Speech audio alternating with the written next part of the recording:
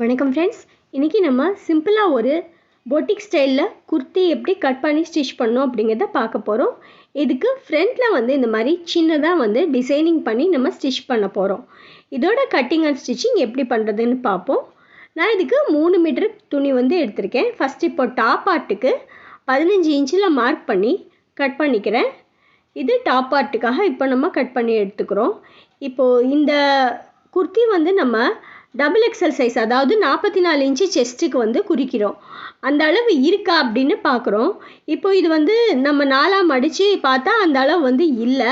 நான் ஃப்ரண்ட்டில் வந்து கொஞ்சமாக வந்து டிசைனிங் பண்ண போகிறேன். ஸோ அதுக்கு தக்கன மாதிரி இந்த மாதிரி ஃப்ரண்ட்டில் கொஞ்சம் கேப் விட்டு குறிச்சிருக்கேன். அதாவது ஒரு 2.5 இன்ச்சு வரைக்கும் கேப் விட்டு நம்ம குறிச்சிக்கலாம்.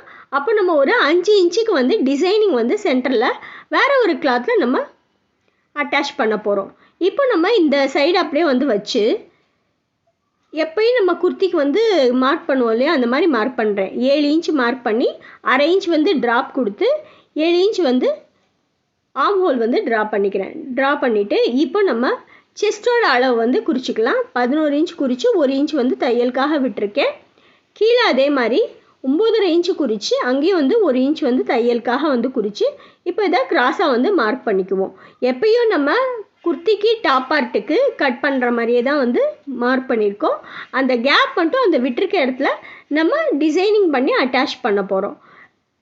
பின்டெக் எடுத்து நான் டிசைன் பண்ண போகிறேன். க்ரீம் கலர் கிளாத், அதுக்கு மேட்சிங்காக வந்து க்ரீம் கலர் கிளாத் வந்து எடுத்திருக்கேன். அதுக்கு தக்கன மாதிரி நான் டிசைனிங்கும் வந்து பண்ணியிருக்கேன். இப்போது பேக் நெக்கு வந்து ஃபஸ்ட்டு வந்து நான் வரைஞ்சிக்கலாம். பேக் நெக்கு வரைஞ்சிட்டு இப்போ பேக்கோட பார்ட்டை கம்ப்ளீட்டாக நம்ம கட் பண்ணி எடுத்துருவோம். அதே மாதிரி அந்த ஃப்ரண்ட் அந்த 2 பீஸ் வருது இல்லையா, அதையும் வந்து இதே மாதிரி கட் பண்ணி வச்சுக்குவோம். இப்போ நம்ம எப்படி குறிச்சிருக்கோமோ அதே மாதிரி வந்து நீங்கள் கட் பண்ணி எடுத்துக்கோங்க.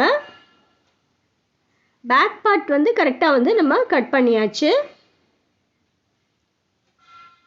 ஃபுல்லாக வந்து கட் பண்ணி எடுத்தாச்சு. இப்போது ஃப்ரண்ட் சைடு வந்து ஃப்ரண்ட் ஆர்ம் ஹோல் வந்து குறிச்சிக்குவோம். ஃப்ரண்ட் ஆர்ம் ஹோல் வந்து ஒரு 1/2 இன்ச் வந்து உள்குடு கொடுத்து குறிச்சாச்சு. இப்போ பேக் சைடு வந்து நம்ம கட் பண்ணி எடுத்ததும் பேக் நெக்கு வந்து கட் பண்ணி ரெடி பண்ணி வச்சுக்கலாம்.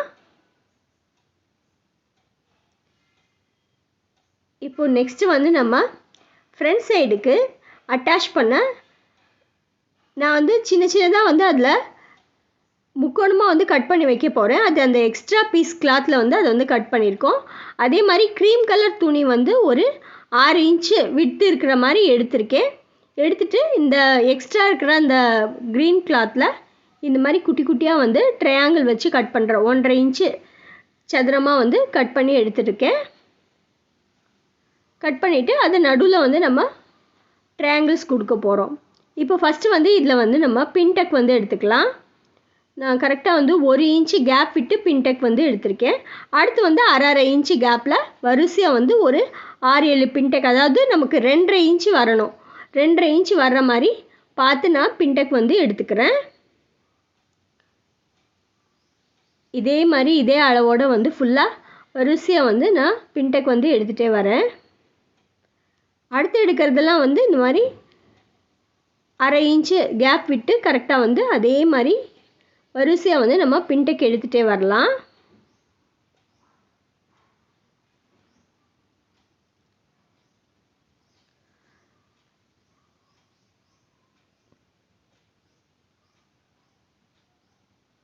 ஒரே அளவாக வந்து நீங்கள் கரெக்டாக வந்து பின்டெக்கு ஒரே லென்த்தில் எடுத்துக்கிறேன். இப்போ இதை பாதி பாதியாக கட் பண்ணி நம்ம அட்டாச் பண்ண போகிறோம்.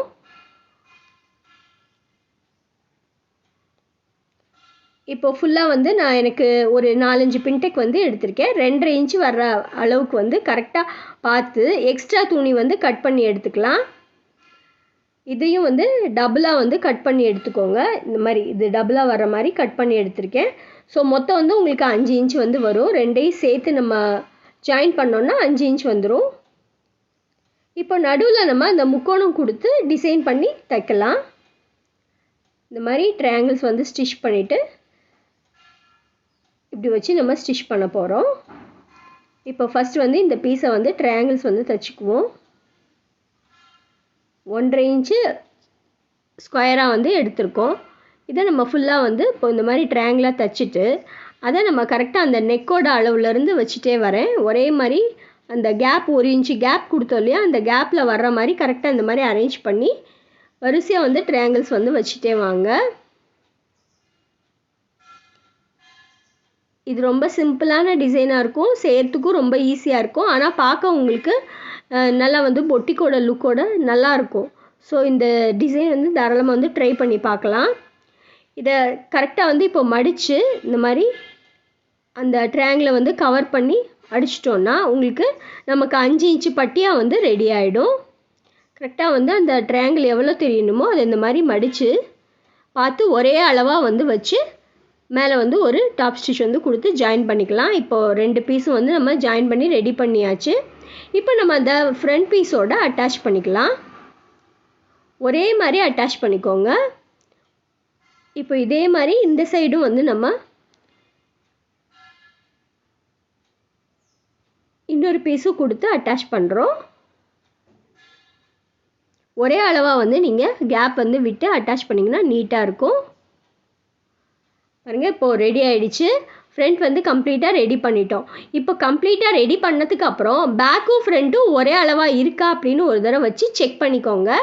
இப்போ செக் பண்ணிவிட்டு ஃப்ரண்ட் ஆர்ம் ஹோல் வந்து கட் பண்ணுங்கள். எல்லா டிசைனும் வந்து முடிச்ச அப்புறம் ஃப்ரண்ட் ஆர்ம் ஹோல் வந்து கட் பண்ணுங்கள். அப்போ உங்களுக்கு கரெக்டாக இருக்கும்.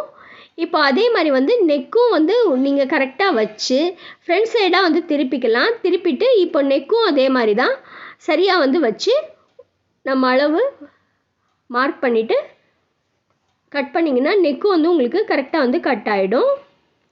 இப்போ நம்ம இந்த நெக்கை வந்து ஒரு பட்டி துணி கொடுத்து வந்து ஸ்டிச் பண்ணி எடுத்துக்கலாம். கட் பண்ணதுக்கு அப்புறமும் ஒரு தடவை வந்து நீங்கள் கரெக்டாக இருக்கான்னு செக் பண்ணிக்கோங்க. ஷோல்டர் எல்லாம் செக் பண்ணிக்கோங்க. அதே மாதிரி மேலே வந்து ஒரு 1/2 இன்ச் வந்து கொடுத்து அந்த சைட்லேயும் வந்து கட் பண்ணி எடுத்திருக்கேன். இப்போது நெக்ஸ்ட்டு வந்து நான் அதுக்கு ஸ்கர்ட் பார்ட் வந்து கட் பண்ணுறோம். ஸ்கர்ட் பார்ட் வந்து 32 இன்ச்சு அளவு கொடுத்து 2 பீஸ் வந்து நம்ம கட் பண்ணி எடுத்துக்கலாம். இது கீழே நம்ம கொடுக்க ஸ்கர்ட் பார்ட்டு.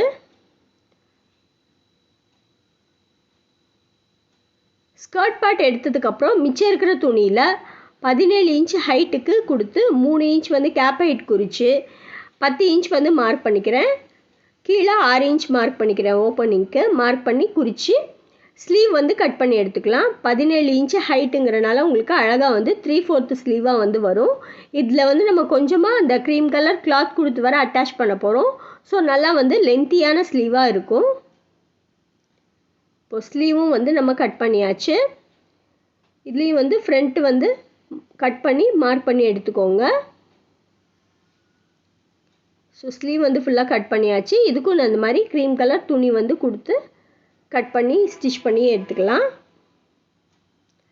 இப்போது நம்ம ஃப்ரண்ட் சைடு எடுத்து இந்த மாதிரி பட்டி கிளாத் வந்து கொடுத்து ஸ்டிச் பண்ணி ஃபஸ்ட்டு வந்து ஃப்ரண்ட் நெக் வந்து நீட்டாக வந்து ஸ்டிச் பண்ணி எடுத்துக்குவோம்.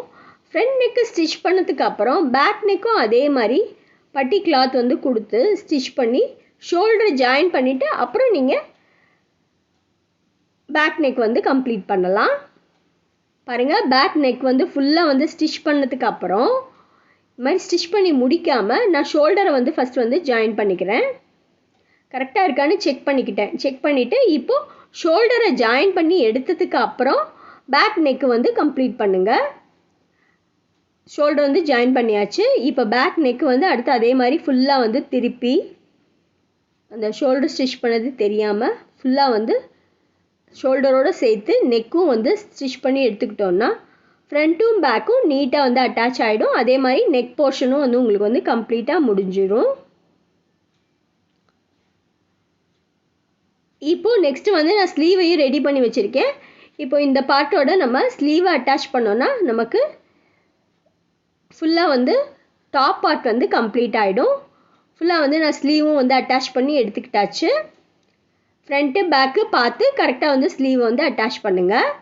அட்டாச் பண்ணி முடிச்சதுக்கப்புறம் ஸ்கர்ட் பார்ட்டில் வந்து குட்டி குட்டியாக வந்து ப்ளீட்ஸ் பிடிச்சி ஸ்கர்ட் பார்ட்டையும் அட்டாச் பண்ணிக்குவோம்.